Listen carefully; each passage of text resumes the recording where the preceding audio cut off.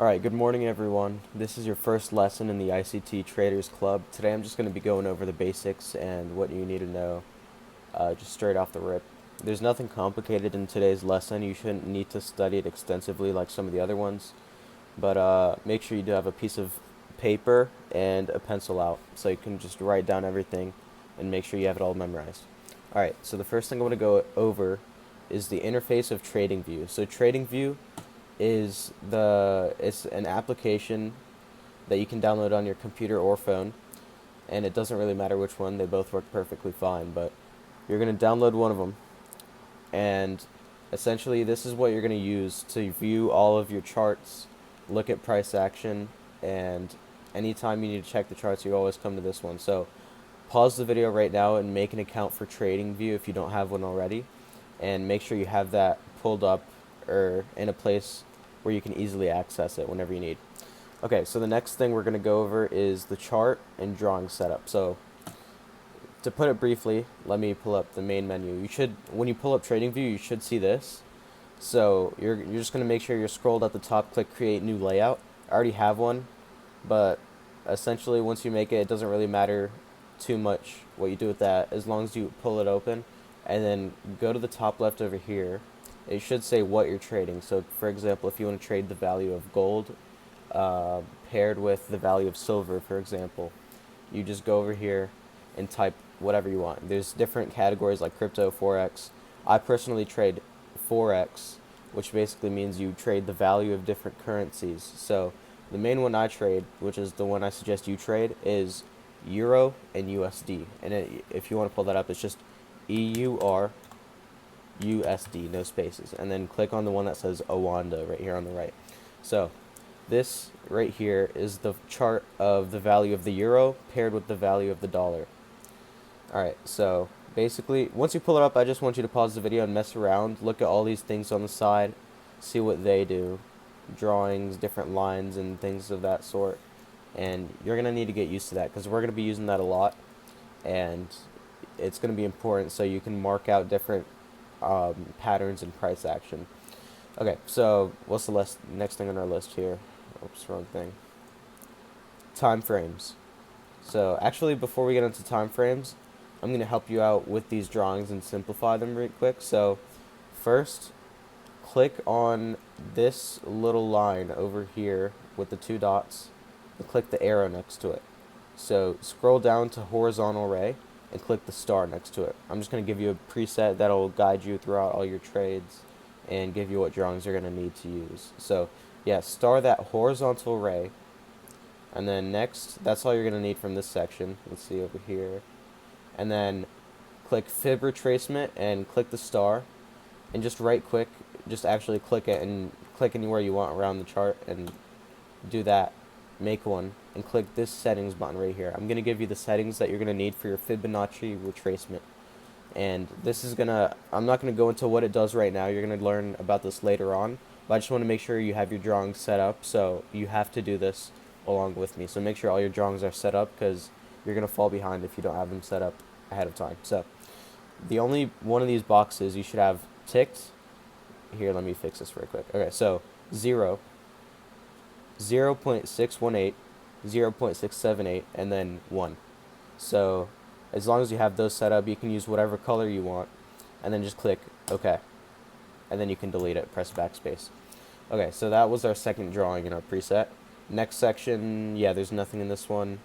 What about this one? Long and short position, you don't really have to mark those out. You can explore what they do. It just shows like what one of your trades would be and what they would look like if you want to simulate a trade, but it's not necessary, but I do like it, so I think you should give it a shot. And next section we have rectangle, and this is a very important one actually, so yeah, just get your rectangle out and star that one as well. So make sure you click that star, and then sorry, let me delete this, and then last one, or I think that should be all of them, correct? Yeah, that's it. And then if you want, this little magnet right here, weak or strong magnet, doesn't matter which one you choose, but basically whenever you make a drawing, it's basically gonna make your cursor sticky to the candles. So if you want your line to be exactly lined up with the top of this candle, you're just going to like drag your mouse near it and it'll automatically guide you to the top of the candle. You just left click and it'll draw it perfectly right there. So now you know about the drawings. Now I'm going to get into time frames. So it's very self-explanatory. It's exactly what it sounds like. It's just each different candle right here is an interval of 5 minutes because we're on the 5-minute time frame.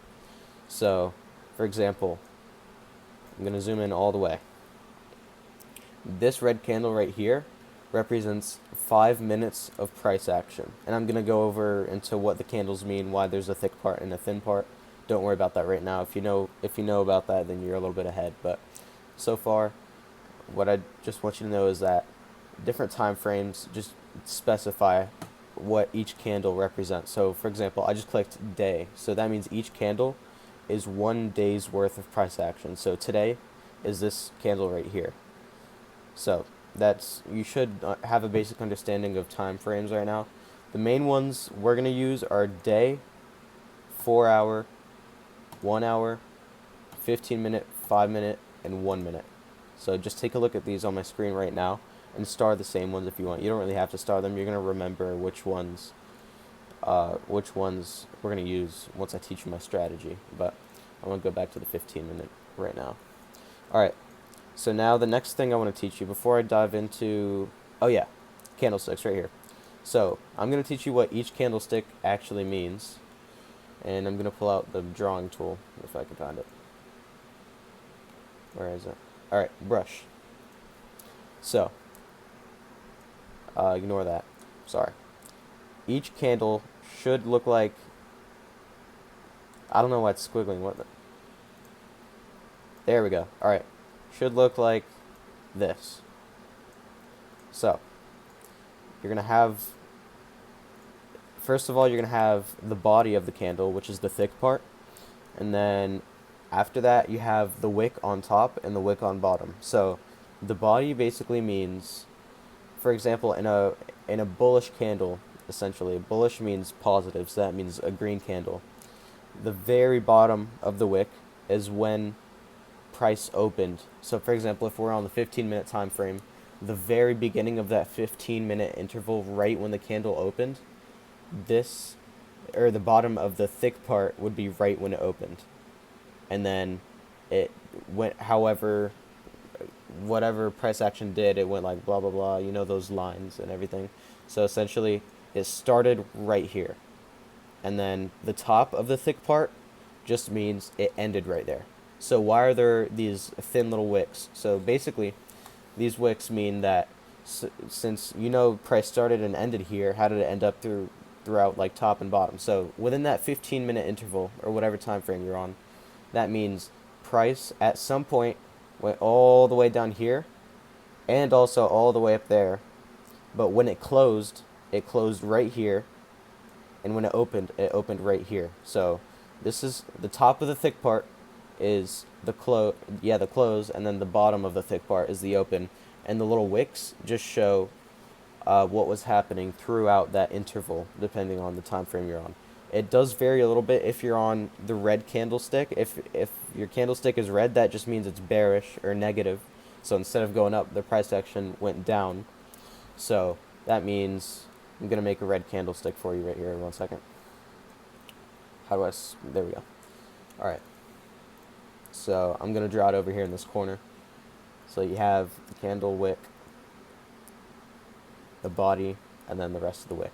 So this just means since it's a bearish one, it went down. That means the price action started up here instead of down here. It started at the top part of the thick candle, and then it ended whenever it ended at the bottom. So obviously, if you apply this to logic, if the candle was bearish, that means it was negative, so that means it had to have started up here and ended down here. And if it's green, that means it must have started at the bottom and ended at the top, right? And then all you need to know about the wicks is that means at some point the price retraced into the top of that wick and also the bottom. So it might have gone like boom, boom, boom, retraced up there, retraced down there, and then ended here. But it still opened here and ended here.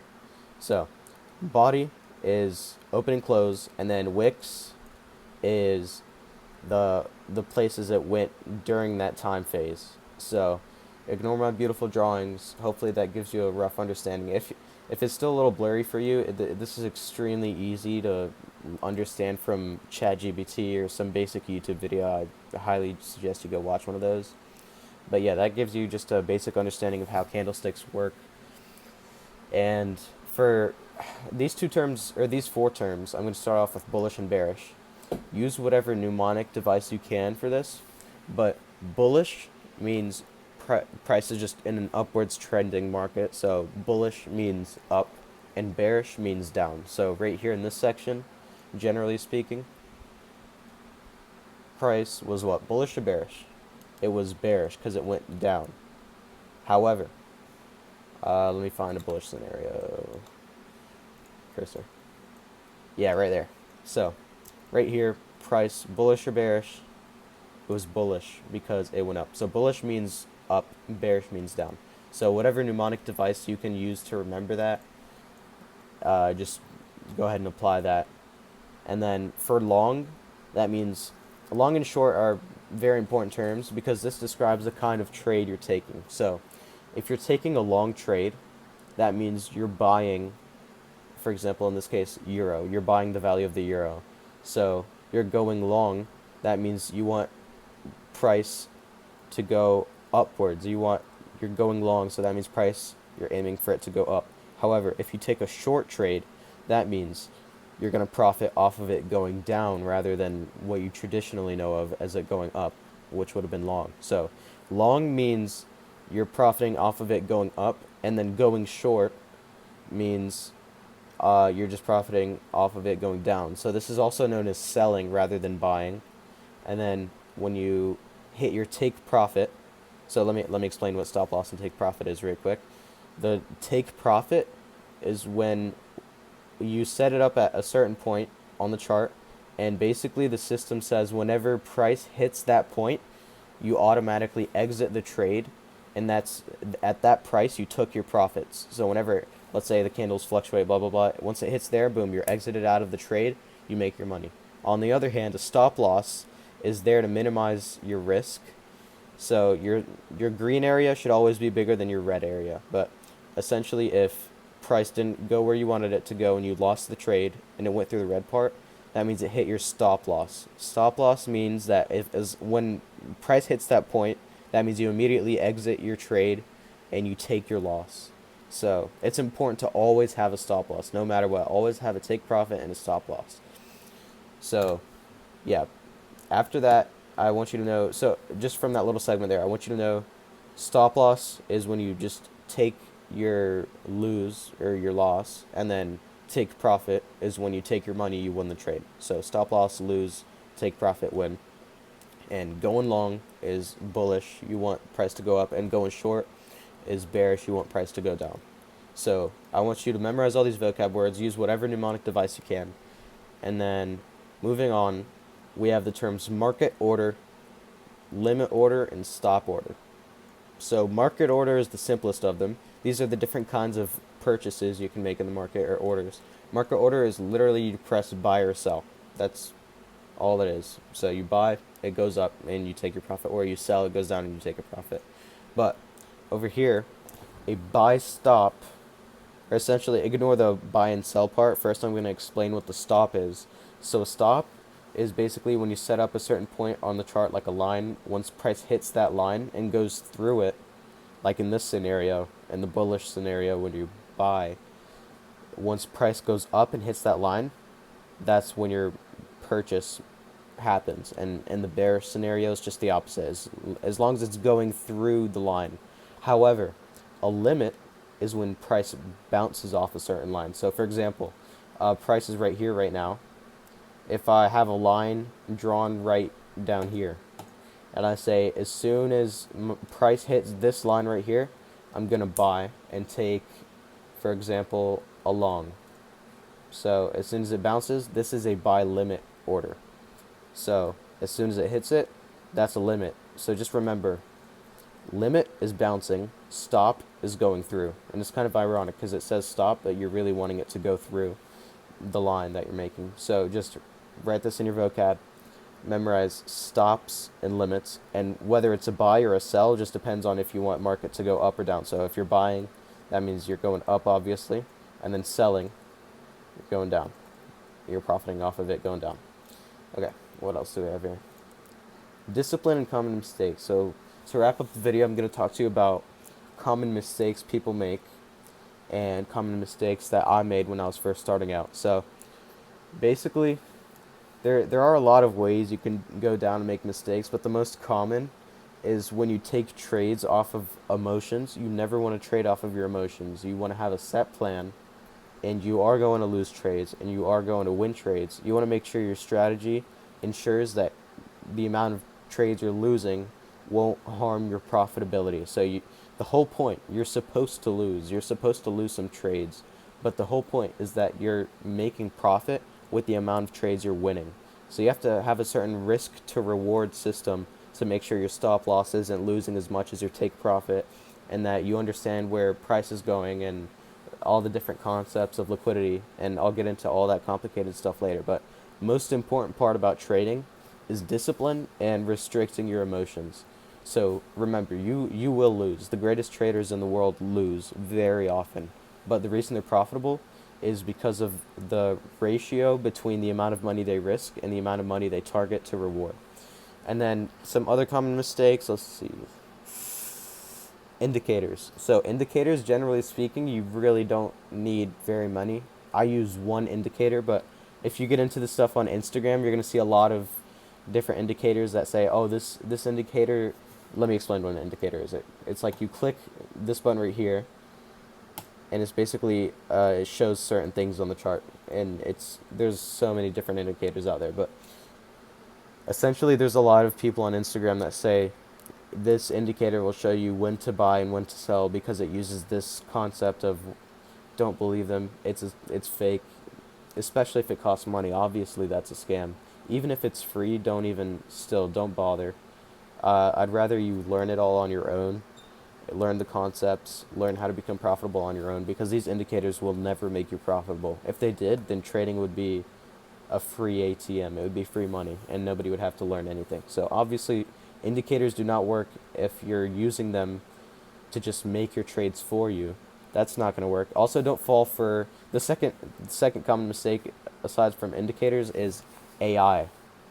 There's probably something out there that's using AI to make profitable trades, but generally speaking, I suggest you avoid that mindset that, oh, I should find out how I can use AI to take all my trades for me, because obviously if that worked, then people would all be doing that and everybody would be profitable, which is very unlikely. Most people are way unprofitable, and I mean like most people. So avoid these common mistakes, stay disciplined, and if you want to become profitable, this can be a long-term career and it's scalable. So just make sure you're staying disciplined, don't fall for common mistakes, and always prioritize restricting emotions and just sticking to your plan, sticking to your strategy and nothing else. So I want you to have all of these written down in your notes, memorize them. You can rewatch the video, or if there's anything you didn't understand, watch someone else's video. A common YouTuber, he's really good at explaining things for beginners, and his name is TJR on YouTube. He's a funny guy. He explains everything kind of like in a babyish way. But if there's anything you didn't understand, just search up TJR on YouTube and search up whatever tutorial or explanation. But yeah, that's all I have for you guys today. This is lesson 1. Memorize all this. You should know it. And yeah.